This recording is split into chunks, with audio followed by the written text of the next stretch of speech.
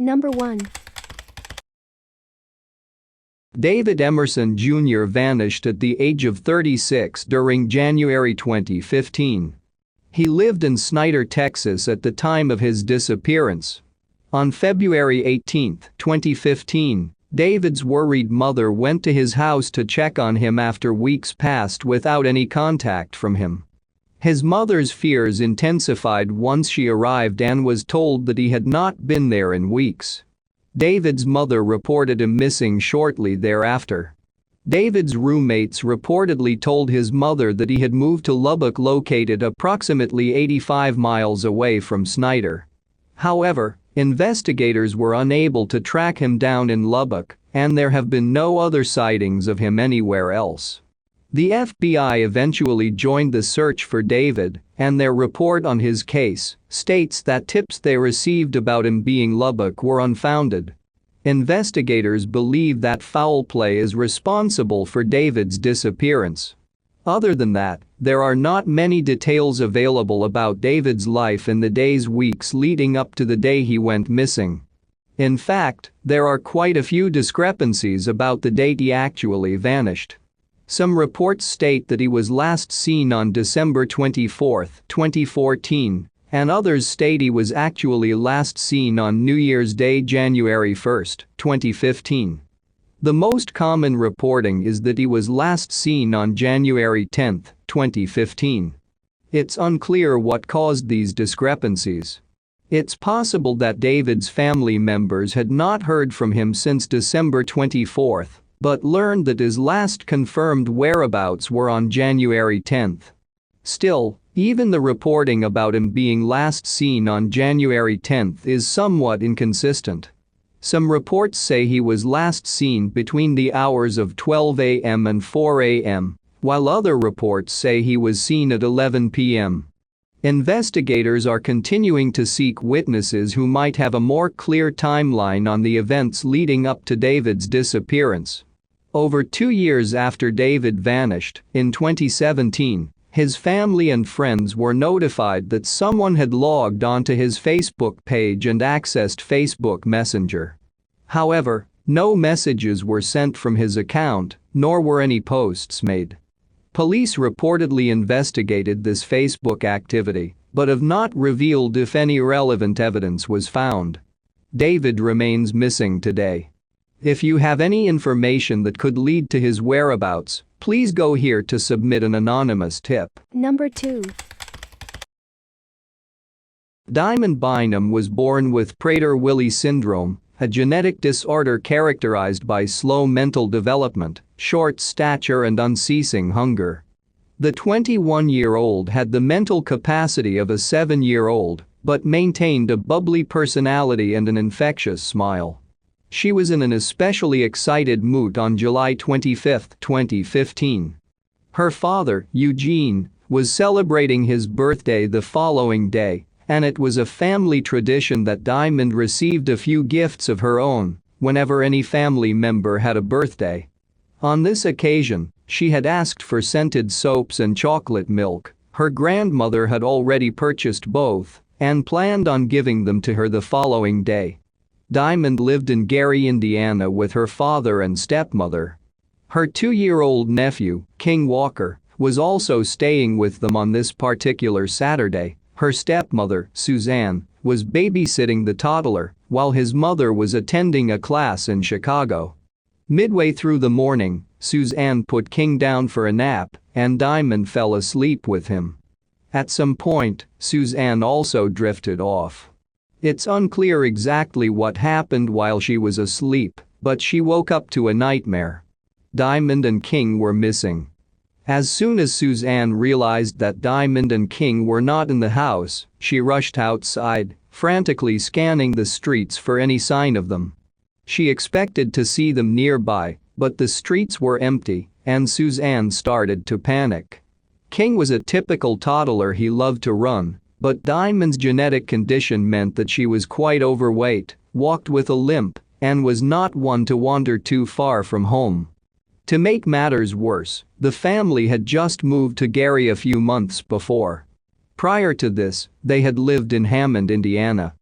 Diamond knew the streets and people of Hammond well, and it was impossible for her to get lost there because a neighbor would guide her home if they saw her outside.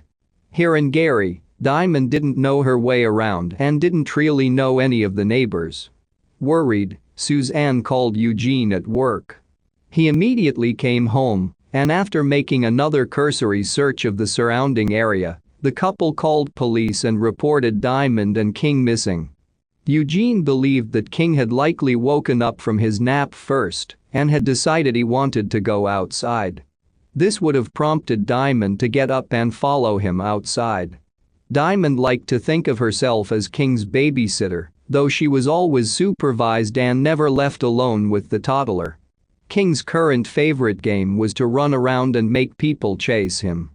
If Diamond had followed him more than a few houses away in any direction, she may have become disoriented and unable to find her way home. Her genetic condition made it hard for her to communicate with people, and King knew only a few words. If they needed help, it was going to be exceedingly difficult for them to get people to understand what they were saying. Police started their search by going door to door on the streets surrounding the Bynums' home. Flyers were handed out with descriptions of Diamond and King, and residents were interviewed. No one recalled seeing the pair that day. Family members visited area businesses and hung up missing posters in every window possible. Employees at a nearby McDonald's were the first to report a positive sighting of Diamond and King, but the two were seen there before they had been reported missing, so the employees had simply given them food and watched them go on their way. All the restaurants and food stores in the area were told to be on the lookout for the missing pair. Diamond's Prader-Willi syndrome caused her to feel ravenously hungry all the time while living in Hammond. She had been known to take food off store shelves and hide in the bathroom to eat, so it seemed likely she would head for places where she could get food. As darkness descended with no sign of Diamond or King, fear began to set in. Eugene began to worry that someone had abducted his daughter and grandson. Due to the fact that Diamond was technically an adult, the criteria to issue an Amber Alert was not met in this case. While the family became convinced that someone must have taken the missing pair, police were not quick to embrace this theory. There was nothing to indicate an abduction had taken place, no one witnessed them being forced into a car, and the McDonald's employees were adamant that there had been no third party with them at the restaurant. But if they hadn't been abducted, where were they? If Diamond and King were still in the area, it seemed impossible they could go unnoticed for any length of time. Missing posters were plastered on every available surface. The National Center for Missing and Exploited Children placed billboards with their pictures on local highways. A mass text message containing information about the missing pair was sent to every cell number in the area. Yet nothing brought police any closer to finding them. Gary, Indiana is rife with abandoned buildings and closed storefronts. There are more than 15,000 of them throughout the city. On Wednesday, the Indiana Department of Homeland Security assisted the Gary Police Department in searching those buildings closest to the Bynum home with K-9 units. The city was experiencing a heat wave, and it was possible that Diamond, unable to find her way home, had sought shelter somewhere out of the sun. One by one, over the next 3 days, each building in a 24-block area was thoroughly searched. There were no signs of Diamond or King. The search seemed to lose momentum at this point. Everyone involved with the case knew there was no way Diamond was capable of taking care of herself, let alone a toddler, for any length of time. The fact that they hadn't been found indicated to police that they were either no longer in the area or someone had taken them in and was keeping them hidden. Police started looking into registered sex offenders in the area. There were 21 living within a mile of the Bynum home, a fact which shocked and horrified Eugene. The thought that one of them might have done something to his daughter and grandson was almost too much to bear. In the middle of August, police named a person of interest in the case, a 34-year-old local man. Diamond and King's loved ones held their breath, hoping that answers were in sight.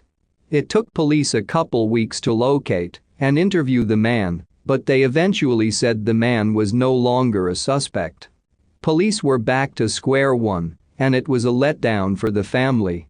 With all local leads seemingly exhausted, police, with the help of other agencies, began expanding the search outside of the Gary city limits. A silver alert was issued for Diamond and King. Police believed Diamond was likely in need of medical attention as she was without her prescription medication. Many questioned why this hadn't been done sooner, and no real answer was offered as to why police waited until the end of August to request the silver alert. As months passed by, public interest in the case waned and disappeared from the headlines. Police said the case remained active, but no new leads had been called in, and they were no closer to learning what had happened to Diamond and King. The family tried to remain positive, and they continued to search through abandoned buildings on their own time. Eugene was unwavering in his belief that the two were still alive, bolstered by the fact that no bodies had been found. Still, as the holidays approached, he noted that the family had little to celebrate. He just wanted his family back together again. Months turned to years, and the case grew colder. In October 2016, the Northwest Indiana Major Crimes Task Force announced that they were going to take another look at the disappearance of Diamond and King. They spent a week at the Gary Police Department's headquarters, where they combed through all the files on the case. In addition to re-interviewing people in the neighborhood and conducting searches with K-9 units, they also submitted several items to the Indiana State Police Crime Lab for further testing. They had high hopes of breathing new life into the case, but by 2018 the case had grown cold once again. There are several theories about what might have happened to Diamond and King, but little evidence to support any of them. Early in the case, the Bynum family saw the dark side of social media when people began to accuse them of being responsible for the disappearance. It's important to note that police have never insinuated that anyone in the family has ever been a suspect in this case. The entire family has fully cooperated in every aspect of the investigation. Others have speculated that Diamond may have been talking to someone online who was then responsible for harming her and King. While Diamond did have access to a tablet and a cell phone, both of them were left behind when she went missing, and it appears she used them mostly for playing games. Eugene posted online that his daughter didn't know how to read, so it is highly unlikely she was communicating with anyone on the internet. At this point, police recognize that the only way they are going to solve the case is with the public's help. They believe someone out there knows what happened to Diamond and King on that hot July day in 2015, and they are asking for anyone with information to come forward. At the time she disappeared, Diamond was 4 feet 8 inches tall and weighed 240 pounds. She has brown eyes and black hair that had gold highlights in it when she went missing. She walks with a limp. She was last seen wearing a white shirt and either blue or purple pants. Due to Prader-Willi syndrome, she is constantly hungry and may try to steal food. Cheeseburgers are her favorite. King Walker was just 3 feet tall when he disappeared. He has brown eyes and black hair and was last seen wearing a blue shirt and red shorts. If you have any information on Diamond or King, please contact the Gary Police Department at 1-800-CRIME-GP, 1-800-274-6347, or the National Center for Missing and Exploited Children at 1-800-THE-LOST, 1-800-843-5678. Number 3. Elijah was born on August 19, 1995, to parents Steve and Leilani. Elijah has suffered from severe health conditions since he was 6 years old. He was diagnosed with type 1 diabetes and had neuropathy, causes sores and blisters on the feet. He took 2 kinds of insulin and was very dependent on it. Elijah's health affected his life significantly. His life revolved around doctor's visits and having to miss school and social events. Elijah had to miss so much school, but his parents finally told him to just get his GED. Elijah and his mom were very close, but when he turned 18, he wanted some independence. Elijah had a very active social life, and his mom explained that he just wanted to be normal. Before he disappeared, he purchased his first house in El Cajon, California, with his trust fund from the Barona Native American tribe. He had frequent guests over and was enjoying his new lifestyle. On August 29, 2015, Elijah and his mom Leilani were driving home from a funeral. He was having a bad health day, and his mom said he was very agitated and seemed angry. Leilani told him to watch some TV and things would be better tomorrow. Leilani left the house to drive 20 minutes to her home on the Barona Native American reservation. She sent Elijah a text message when she got home, and he told her he loved her. This was the last message Leilani received from him. On August 30, Leilani texted Elijah several times to talk about their brief fight from the previous night. He never answered her, and she became very concerned. Leilani drove over to his house around 3:30 p.m. and saw that his car was in the driveway. At first she thought he might have hurt himself. Elijah's brother Jacob had killed himself a few years prior. Leilani didn't find Elijah dead, but she did find some bizarre things. The flat-screen TV was missing, his bed was stripped, the blankets and pillows were on the floor, and the safe was open and empty. Leilani knew that he had about $7,000 in that safe, so she was now even more worried. Elijah had also taken his backpack, crutches and phone. Leilani tried calling Elijah several more times, but there was still no answer. In the weeks before he disappeared, Elijah and his mom spent even more time together. This was due to Elijah's declining health. The next day Elijah had several appointments, and he never showed up to them. Leilani went to the police to file a missing persons report. She knew that he only had a few weeks' worth of insulin, so she reached out to Elijah's friends and put the information out on Facebook. The following weekend was an event that Elijah and his family loved. It was a powwow at the reservation, and Elijah had never missed one before. However, he didn't show up. A week after Elijah disappeared, the police finally got involved. They went over to the home to take pictures and check for signs of a struggle. There was nothing found, but the police also took note of the strange appearance of Elijah's bedroom. They also knew that based on the information about Elijah's health, there is no way that he would have been able to carry a large TV alone. The police believed that Elijah left with someone that he knew. The police didn't have a lot to go on, but they did obtain Elijah's phone and bank records. At 1:29 a.m., Elijah's phone pinged at the Barona reservation at the casino.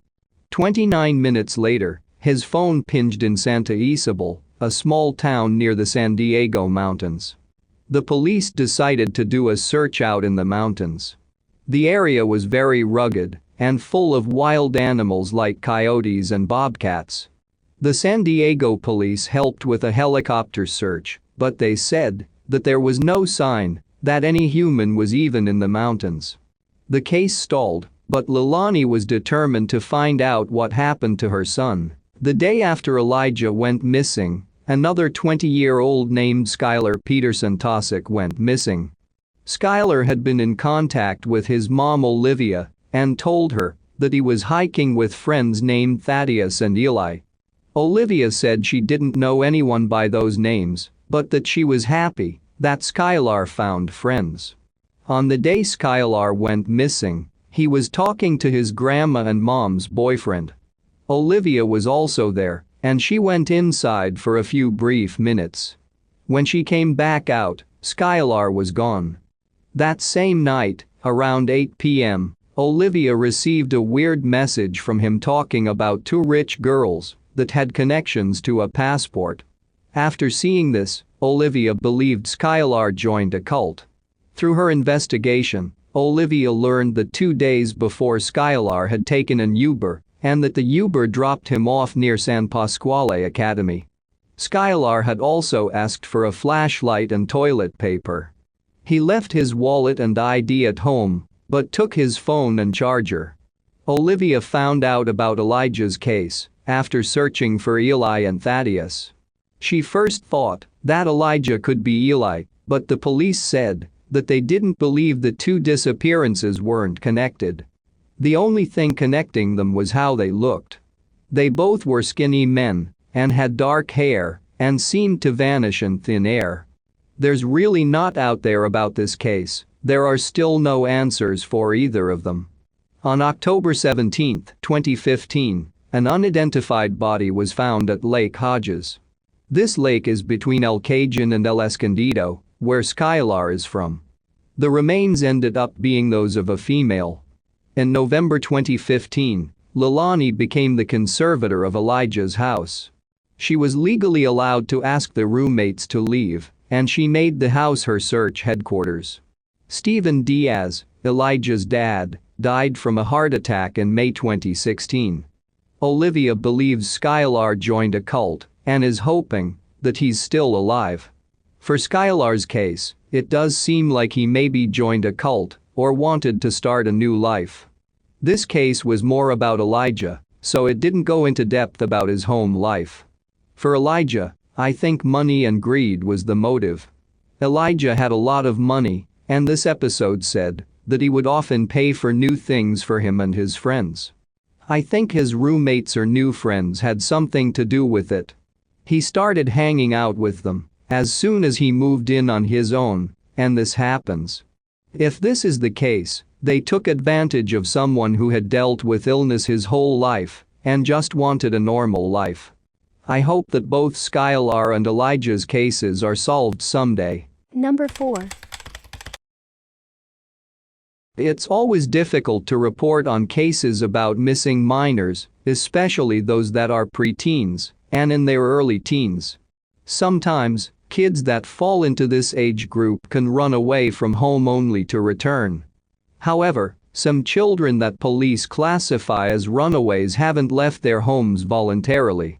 Unfortunately, they're too often dismissed as rebellious kids who took off on their own, and their cases go untouched and unsolved for years.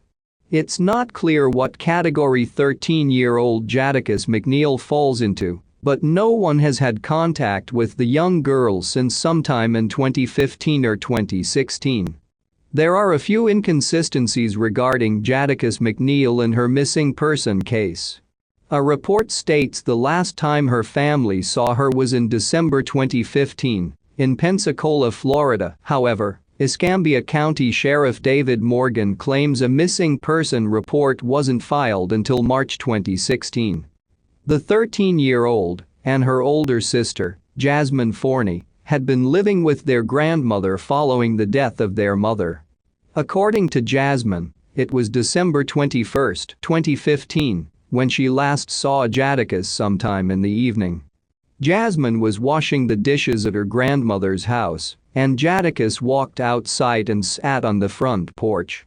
It didn't seem out of the ordinary, but Jasmine said Jadekiss McNeal never returned. About 10 days later, Jadekiss's family claims that a mysterious bag was dropped off at their home.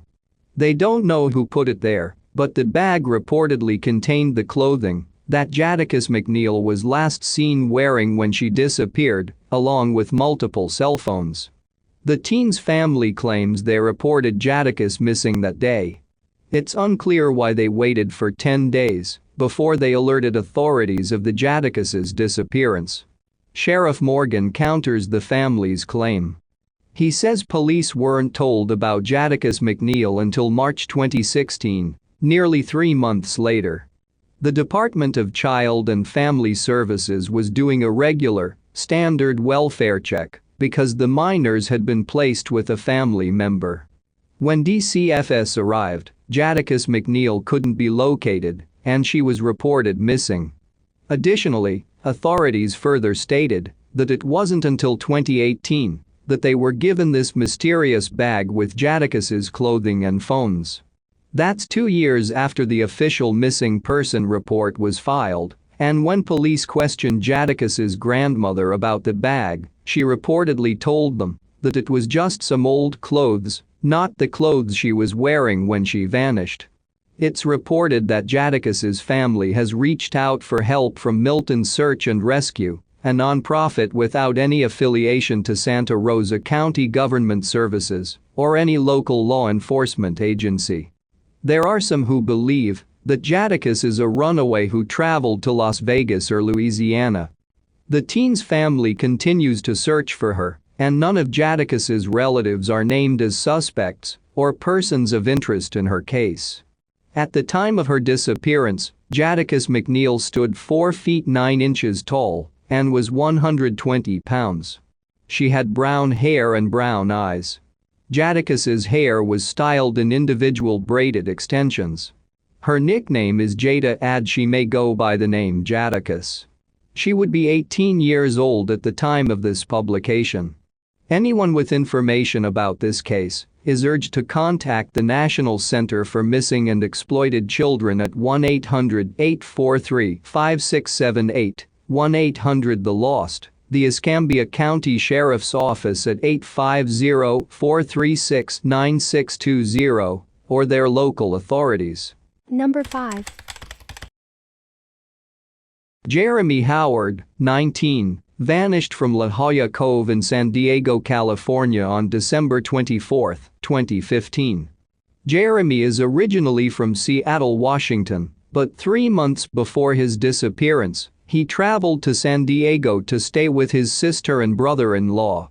He was reportedly scheduled to fly back home to Seattle on the day he vanished.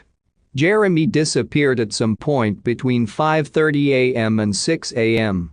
He and his brother-in-law were at La Jolla Cove together, watching the waves and looking for the seals. At some point between 5:30 and 6 o'clock, the brother-in-law stepped away for approximately 10 minutes. When he returned, Jeremy was gone. He has never been seen or heard from again. Due to the fact that Jeremy vanished so close to the water, it was originally theorized that he fell in. However, many extensive searches of the water near the cove turned up no sign of him. After those searches ended without any clues, Jeremy's loved ones started to believe something else might have happened. His sister explained to reporters, "The water me for the first couple of days, but after so many dives, there's only so far you could have went within a few minutes if you did fall in the water or someone would have seen you." Jeremy is described as 6'4" - tall, which makes it more likely for him to have been spotted if he was in the water. It was also theorized that Jeremy might have run off. His family members do not believe this to be the case. His sister said that he depends on his family a lot, and it would be uncharacteristic for him to take off without warning. His sister also stated that there were no issues between Jeremy and his brother-in-law, who he was with shortly before he vanished. A few days into the search, it was announced that police were searching for a witness who might have been present around the time of Jeremy's disappearance. Police described the witness as an older white man, about 5'7" and 150 pounds with short, straight white hair. He had a small, white fluffy dog and was driving a white Ford Explorer. It's unclear if investigators ever identified or spoke to this witness. Jeremy remains missing today. If you have any information that could lead to his whereabouts, please go here to submit an anonymous tip. Number 6. A 21-year-old El Paso man has now been missing for 6 years. It's a cold case El Paso police are still trying to crack. The family of Jerry Castillo Jr. is in agony. After 3 years, they still don't know what happened to their son. He went out with a friend one Friday night and never came home. "We will never understand why this happened to my son," Terry Castillo told chief investigative reporter Genevieve Curtis. "Our hearts have been completely shredded, like, ripped out of our chest. It's so unexplainable, said Castillo. Jerry, known as Jay to his mother and JJ to his father, grew up in San Elizario. He vanished without a trace. How do you explain that, said Castillo. His family has been without closure and without peace for 3 years. It's a gut-wrenching feeling, said Castillo. While he was growing up, Jerry played baseball on a team coached by his father, Jerry Castillo Sr, and fished for trout with his father in Ruidoso. He was such a good kid, my son, said Terry Castillo. His true passion was music. He played 4 instruments. But the guitar was his true love. He was very talented and blessed and gifted, said Terry Castillo. At Riverside High School, he was a leader in the guitar club. In his bedroom his guitar strings have sat silently still. Any guitar I hear makes me cry, said Castillo. His laundry sits in the same hamper it's been in for 3 years. She can't bring herself to wash it. His scent is here. Every time we open the door, the scent reminds me of him, said Castillo. 3 years later, what happened to Jerry remains a mystery. Jerry vanished. Jerry was there 1 minute and was not the next, said Detective David Camacho with the El Paso Police Department's Cold Case Unit. Camacho has been working on this case since 2015. It doesn't come easy. We are constantly checking different databases, said Camacho. The unit has followed up on leads over the years. We had different, reported, sightings of him, but they were all negative, said Camacho. Here's what police know about the night of March 20, 2015. Jerry spent time with his parents before heading to a gathering with friends from high school. I said, be careful. Whatever you do, just be careful, said Terry Castillo. That was the last time she and her husband saw their son. In the early morning hours of March 21, 2015, Jerry met a girl he was seeing. They argued, and, she told detectives, Jerry got out of the car to take a walk and cool down. She returned Jerry's car the next day. His girlfriend was the last person to see him, said Camacho. Detectives said there's evidence suggesting Jerry was walking along Pelicano Drive near George Dieter Drive, not far from the apartment complex where he lived with his parents. His cell phone was found in that area. We start canvassing the area, looking for cameras, said Camacho. Cadaver dogs, Border Patrol agents and FBI agents searched the area. But there was no sign of Jerry. A case like this, I wouldn't say it weighs heavy on me, but it's one that is ever so present. To get closure for the family, if that's the case, or find remains, to find him, to find answers, said Camacho. Police do not believe Jerry's disappearance is a homicide. We could not find signs of foul play, said Camacho. But exactly what could have happened to him? The possibilities are endless, said Camacho. Camacho hopes someone will finally come forward. We as a department feel that somebody may have seen him do something, said Camacho. Terry Castillo has a different theory. They heard him. They did something terrible to him, she said. The last text message sent from his phone at almost 3 a.m. read, "Please help me."